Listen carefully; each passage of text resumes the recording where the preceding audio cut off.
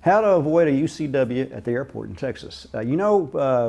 There's more crimes and more people arrested at DFW Airport for possession of a weapon than any other any other airport in the United States. So there's a lot of people with guns in Texas, obviously.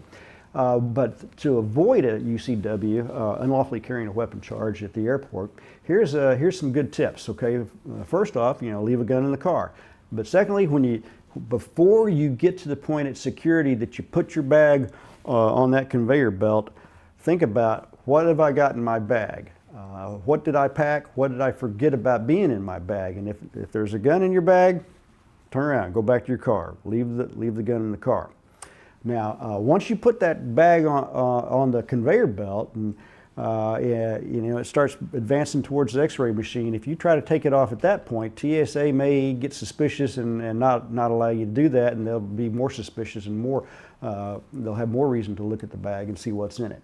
But here's another good tip on avoiding a UCW at the airport, and that is anytime you've got your gun in a bag that maybe you travel with, put a brightly colored carabiner on the handle, maybe like an orange carabiner on the handle.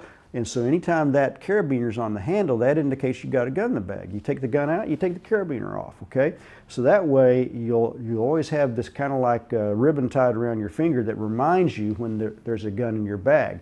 And this is a secret that the TSA really likes for people to do if they ever have been arrested for having a gun in their bag, because a person who gets a UCW at the airport can also be fined by the TSA and also put on a no-fly list. So you don't want to get one of those charges.